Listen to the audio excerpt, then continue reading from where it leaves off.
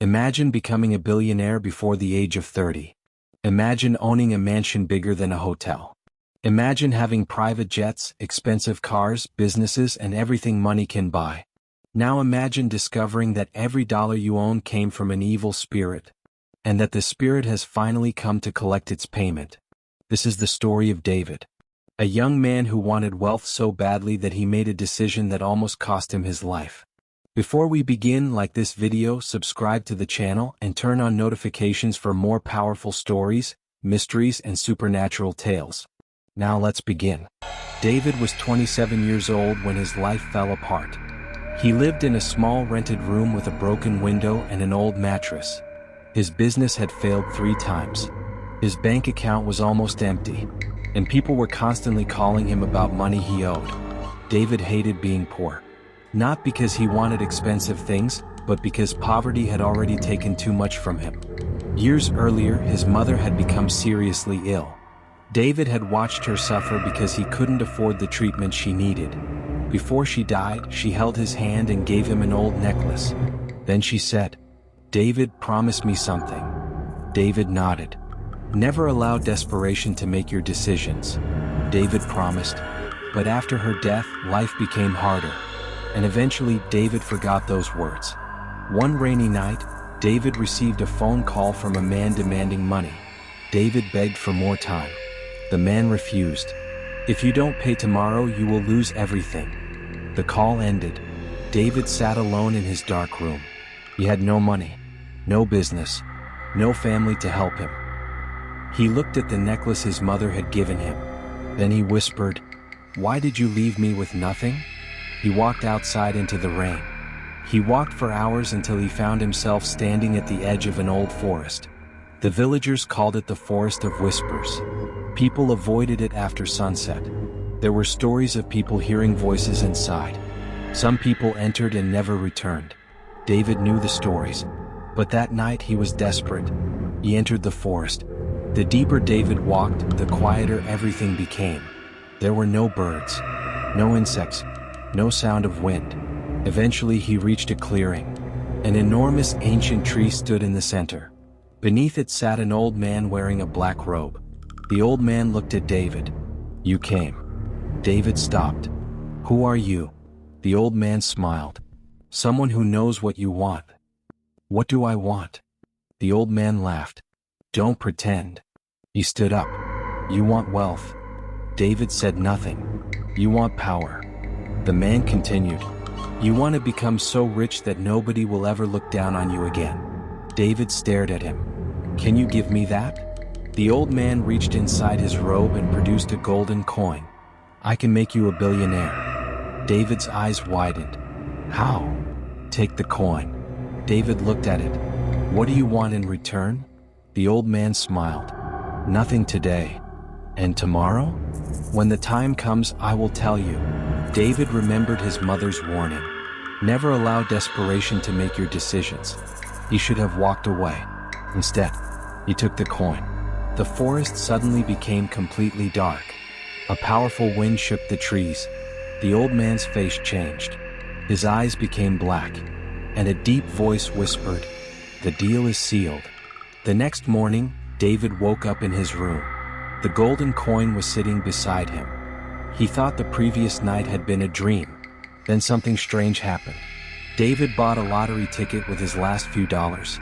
He won. He used the money to start a small company. Within months, investors appeared. His business exploded. Deals came from everywhere. Every investment he touched seemed to turn into gold. Within 1 year, David was worth millions. Within 2 years, hundreds of millions. And before his 30th birthday, David became a billionaire. He bought a mansion. He bought luxury cars. He purchased a private jet. People who had once ignored him now begged for his attention. David finally had everything he had ever wanted. But there was one thing he couldn't forget: the golden coin. He kept it locked inside a safe. He never touched it again. 3 years passed. Then one night at exactly 2:13 in the morning, David's phone rang. Unknown number. He answered. Nobody spoke. Then he heard a familiar voice. "You have enjoyed my gift." David froze. He knew that voice. The old man. David immediately hung up. The phone rang again. He ignored it. Again. And again. Finally, a message appeared. Tomorrow night. Another message followed. Bring the coin. David's hands began shaking. Then came the final message. Bring yourself. David spent the entire next day trying to find a solution. He hired investigators. He searched old records. He spoke to people who knew the forest. Everyone gave him the same advice. Leave the money behind. Leave the forest alone. But David couldn't accept that. He had spent 3 years building a life he never thought he could have. He wasn't ready to lose it. That night, David opened his safe. The golden coin was there. But something was different. The symbol engraved on it was glowing faintly.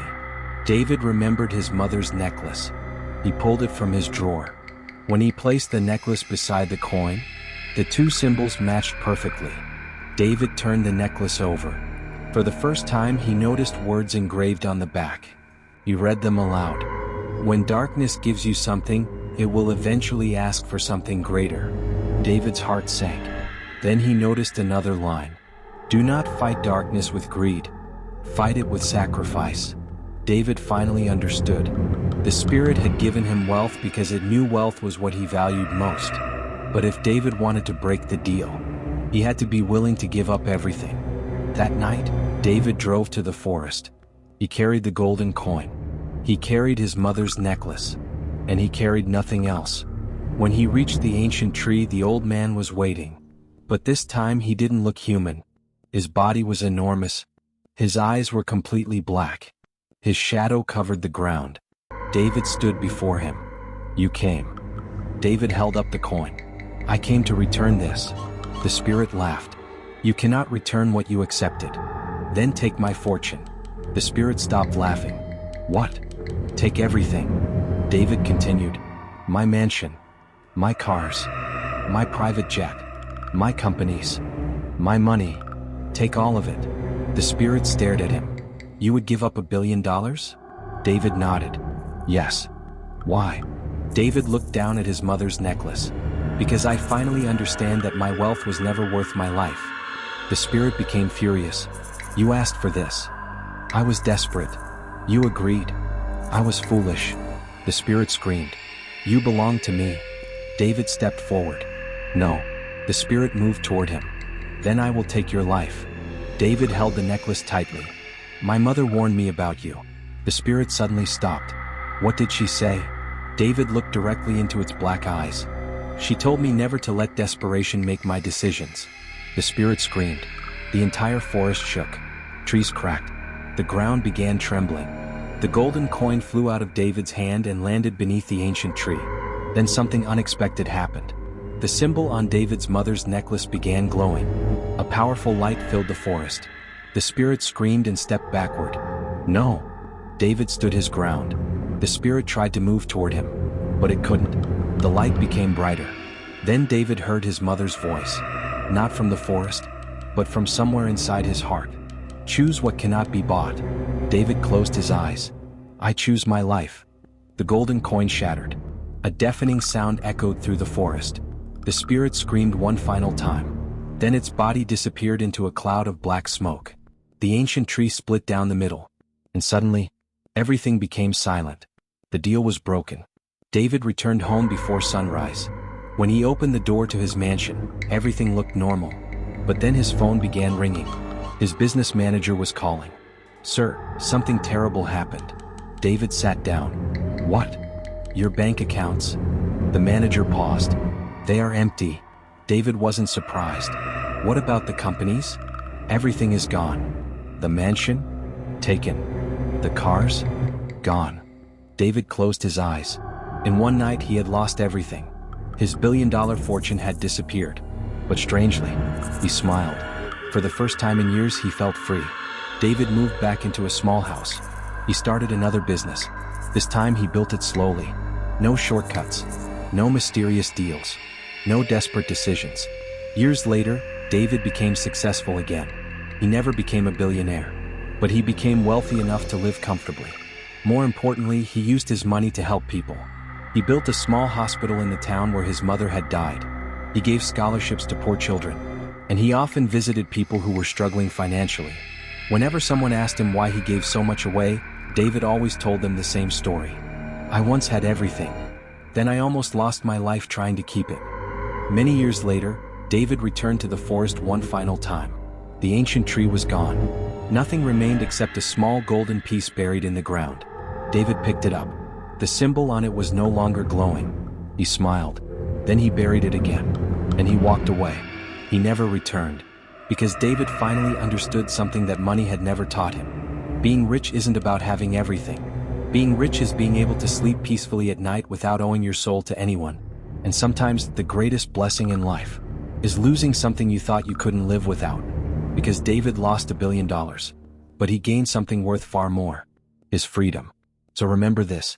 Never let desperation make your decisions. The shortcut that looks like your salvation today could become your prison tomorrow. If you enjoyed this story, like this video, subscribe to the channel, and turn on notifications for more African-inspired legends, supernatural stories, mysteries, and unforgettable tales. And before you leave, tell me in the comments, if an evil spirit offered you $1 billion, but you knew there would be a price later, would you accept the deal? Think carefully, because sometimes the most dangerous price is the one you don't know you're paying. The end.